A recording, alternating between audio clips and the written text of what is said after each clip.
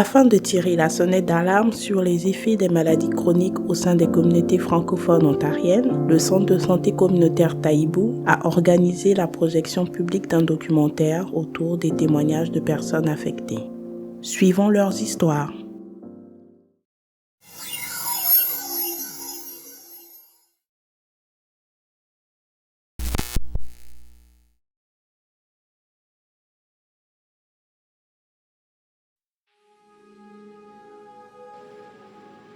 Et elle m'a dit que j'avais une suspicion du cancer du col de l'utérus. Mais exactement, c'est ce que je ne voulais pas entendre parce que j'ai reçu l'information comme un coup de massue sur la tête. Et j'ai tout de suite pensé, je suis morte. Après tout, j'étais aussi trouvée avec un cancer de l'utérus. C'est grâce à Taïbou, maintenant ça devient comme un témoignage. C'est grâce à Taïbou qui m'a donné des médecins spécialisés pour me faire soigner. Par rapport à la dame, le cancer du col, c'est la peur de se faire dépister. Moi, ça me concerne aussi. Même en tant que membre des soins de santé, ça fait toujours peur de se dire je vais me lancer, j'y vais pour me faire dépister. Je ne sais pas si c'est culturellement africain ou si tous les autres pensent de la même façon. C'est peut-être l'occasion de partager pour qu'on puisse mieux comprendre.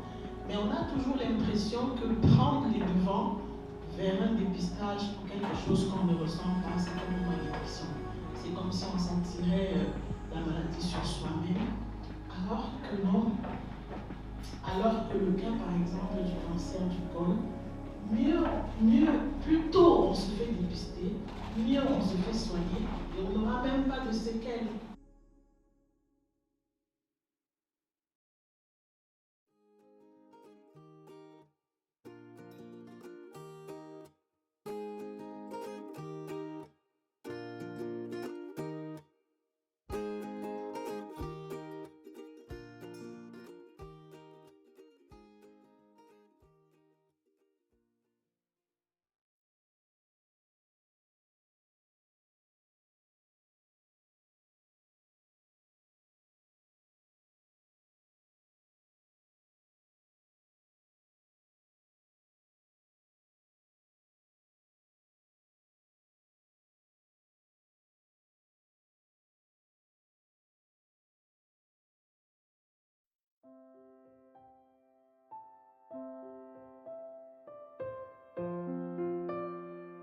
J'ai reçu la nouvelle de mon cancer du sein comme un choc.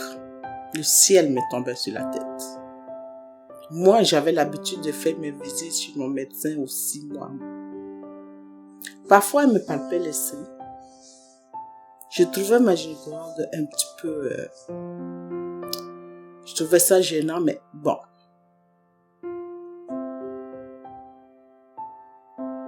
Elle me disait de faire l'autopalpation, de faire un dépistage. En tout cas, des choses, en vérité, qui ne m'intéressaient pas. Il n'y a personne dans ma famille qui a le cancer du sein. Aujourd'hui, le cancer avec lequel je me bats n'est pas dû à des prédispositions héréditaires. Ça peut arriver, mais pas dans mon cas à moi. Comment j'ai découvert cette maladie qui est le cancer du sein? J'ai l'habitude de mettre le crème sur le corps. Un jour, en me mettant la crème sur le sein, j'ai découvert que j'avais une boule dans le sein gauche. Ça ne m'a pas fait paniquer. Je l'ai même ignoré au début. C'est lors d'une visite, j'accompagnais une amie qui voulait se faire un bilan de santé. En attendant dans la salle d'attente, je regardais et j'ai découvert sur un poster qui parlait du cancer du sein. Ça parlait de boules dans le sein. Quand j'ai vu boules dans le sein, ça m'a fait paniquer. Je me suis dirigée vers la salle de bain. Je me suis palpé les seins. c'est là que j'ai vu que j'avais une boule dans le sein gauche. C'était en octobre dernier, le 13 octobre 2021 précisément. J'ai appelé mon mari et je lui ai annoncé la nouvelle. J'étais en pleurs. Il m'a vraiment soutenue. Mon monde s'est écroulé, vous savez. Chez nous, cancer égale la mort. J'ai eu vraiment le bon soutien de mon mari, de mon ami aussi. Il faut en parler. C'est très important. Le dépistage est très important. Moi, parfois, j'ai des remords. Je me dis, j'aurais dû faire des dépistages ou l'autopalpation, la prévention, quoi. Mais aujourd'hui, je me sens mieux. Je suis entourée. Je suis avec ma famille, avec des personnes qui m'aiment. Mais il faut faire le dépistage. C'est très, très, très important. Il faut faire l'autopalpation. En parler à son médecin, son gynécologue. Il y a des centres de santé qui peuvent vous aider. Il y a même le centre de santé communautaire Taïbou qui peut vous aider. Ils parlent en français. C'est des gens accueillants. Ils sont prêts à vous aider. Ils ont des ressources pour vous aider dans vos démarches. Je trouve que c'est un sujet tabou, ces maladies, mais il faut en parler. En famille, entre amis, les proches, il faut en parler. C'est très important. Ça permet de connaître la maladie et savoir quoi faire. Aujourd'hui, je vais mieux et je vis mieux.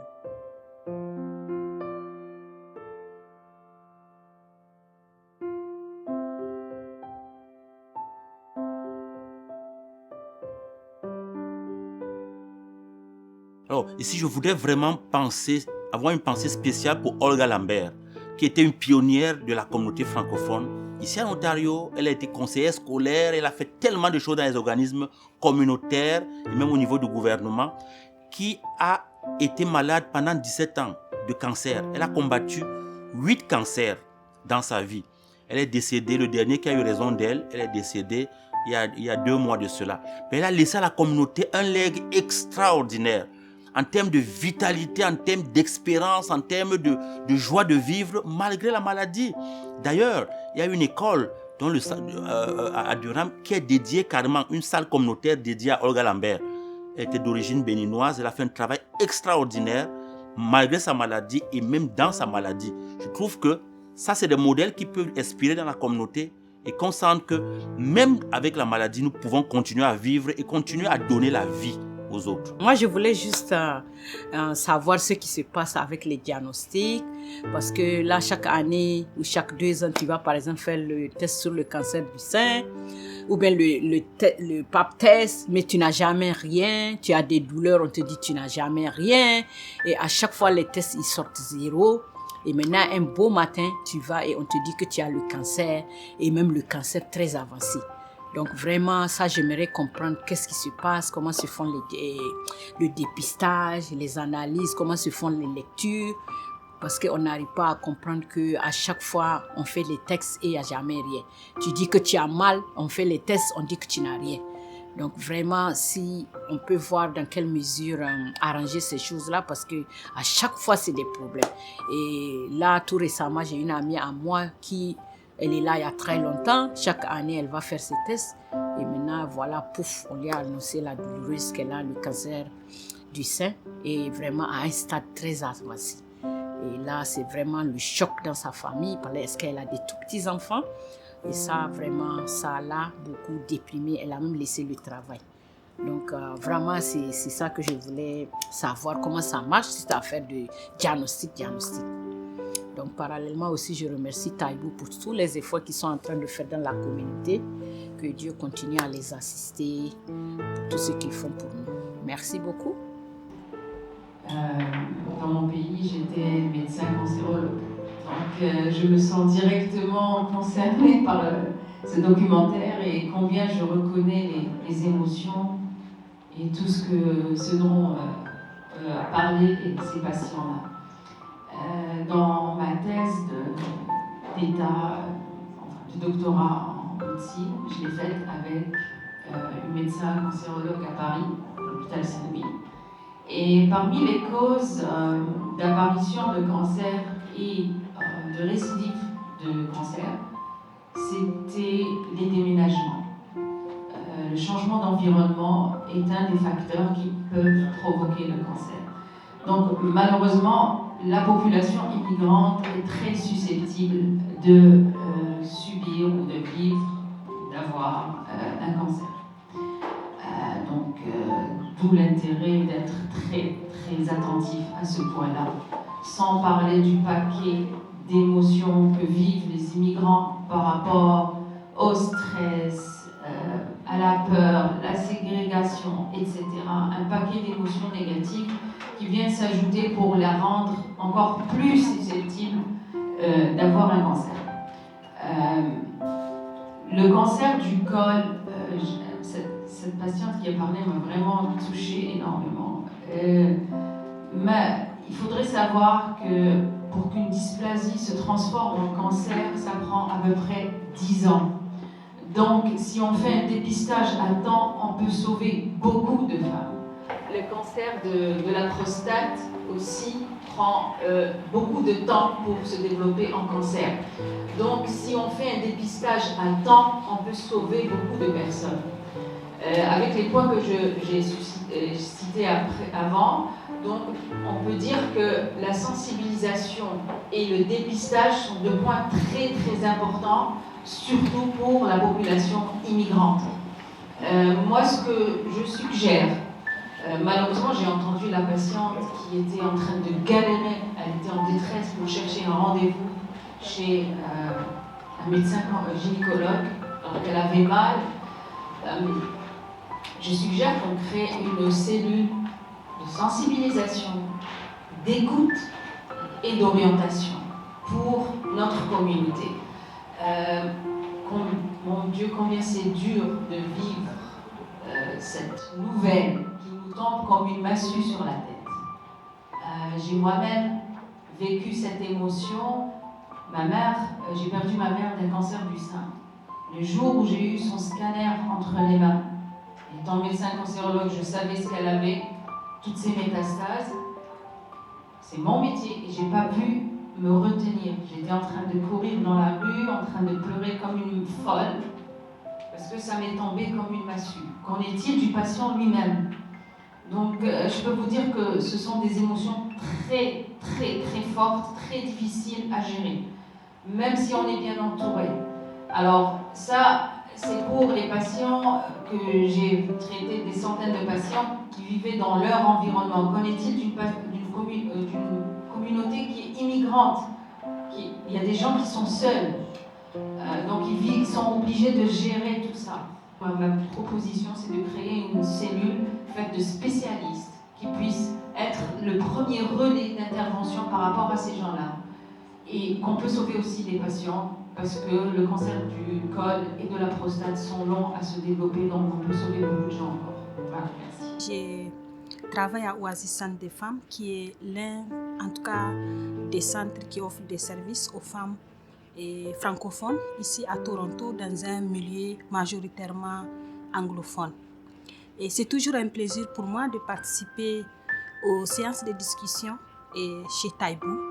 Et aujourd'hui, j'ai été particulièrement touchée par les témoignages de ces personnes qui vivent avec des maladies chroniques et qui nous ont parlé de leur souffrance, mais également qui nous ont parlé de leur espoir et tout ce que Taibou, en tout cas, a fait à leur endroit et pour leur donner un peu de courage et de pouvoir supporter la maladie. Alors moi, j'ai été particulièrement touchée par le côté du soutien parce que nous avons vu, en tout cas à travers tous les témoignages, l'importance du soutien, que ce soit le soutien des personnes proches, de la famille, mais aussi le soutien de la communauté. Pour moi, c'est important de voir dans notre communauté francophone comment est-ce que nous allons ensemble créer les conditions pour que le milieu communautaire ne soit plus un endroit où on a peur d'aller partager son expérience pour ne pas être stigmatisé, mais que ça soit un endroit où on va chercher du soutien parce qu'on a des personnes qui vont nous écouter, qui vont nous faire sentir qu'on n'est pas seul, mais aussi qui vont nous offrir des ressources. Moi, c'est le grand message que je lance. Il faut combattre la maladie, il faut en parler, mais il faut également qu'on soit capable de donner du soutien qu'il faut. Alors, le documentaire que nous venons de voir est assez impressionnant et impactant aussi. Et puis donc, le message qui s'entrevoit à travers ce documentaire-là, c'est peut-être un message, disons, d'alerte, qui doit interpeller tout le monde, jeunes comme adultes, à faire face à tous ces problèmes de maladies chroniques. Et donc, je vois cela comme une perspective un peu de solution, dans le sens de l'intergénérationnel, parce qu'aujourd'hui, les stéréotypes, c'est que peut-être ce sont les personnes âgées qui font face à ces maladies, mais la réalité, c'est que les jeunes aussi doivent se préparer à y faire face, donc à se préparer de façon préventive d'ailleurs. Et c'est pour ça que dans les solutions, les pistes de solutions, on peut proposer des approches intergénérationnelles, donc amener les jeunes aussi, accompagner les adultes qui font déjà face à ces maladies pour les aider notamment à avoir peut-être une vie beaucoup plus facile quand bien même ces personnes vivent avec cette maladie. Mais en même temps, c'est aussi un message pour les jeunes pour bien se préparer et travailler dans le sens de prévenir ces maladies, c'est tout. Le message que nous voudrions envoyer à l'égard de la communauté, c'est que il y a des sujets qu'elle en fait vraiment tabou et nous voudrions que notre communauté, la communauté francophone surtout, puisse sortir de ce carcan-là pour pouvoir vraiment parler des maladies chroniques et aussi de la problématique de santé mentale qui fait vraiment payer un lourd tribut à notre communauté, soit par des suicides, soit des morts à petit feu. Et là, il y a des choses qu'on devrait, par exemple, souvent en parler, parce que si on n'en parle pas, on s'étouffe nous-mêmes et à la longue, ça devient un peu difficile. Imaginez si quelqu'un est dépisté positif au cancer. Donc, si on dit à la personne que vous avez le cancer, vous êtes dans un pays étranger où il n'y a pas toute votre famille, vous allez vivre cette maladie seul, vous allez compatir seul, et vous allez vous brûler seul. Et là, qu'est-ce qui se passe par la suite? Il faudra en parler. Il faudra être ouvert à parler à son médecin, à son entourage de ces maladies-là surtout. Et nous qui travaillons auprès de cette communauté de façon directe, savons de quoi il s'agit et comment cette communauté est en train de souffrir de ces maux-là. Parce qu'on n'en parle pas. Mais aujourd'hui, pour ceux qui se sont ouverts et qui se sont donnés au dépistage, ils savent au moins leur statut par rapport à ces maladies-là.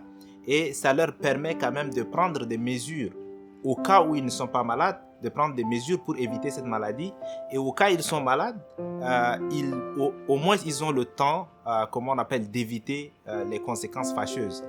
Et aussi, par rapport aux jeunes avec qui moi je travaille et presque tous les jours, ce sujet-là, c'est vrai, ça faisait un peu tabou, mais avec le temps, ils ont compris de parler de problématiques de la santé mentale. On en parle le plus souvent, on organise des ateliers avec des experts et les jeunes s'ouvrent.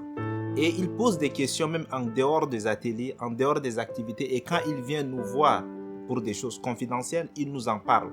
Et ça nous fait chaud au cœur de leur chercher des ressources pour pouvoir les aider. Et comme aujourd'hui, vous l'avez constaté, plusieurs leaders d'organismes étaient là, des leaders religieux étaient là, les jeunes eux-mêmes et aussi les membres de la communauté étaient là. Ensemble, nous avons entonné l'hymne de la sensibilisation. Comme quoi, le dépistage précoce, ça sauve des vies. Et quand ça sauve des vies, ça sauve des familles. Et quand ça sauve des familles, ça sauve une communauté.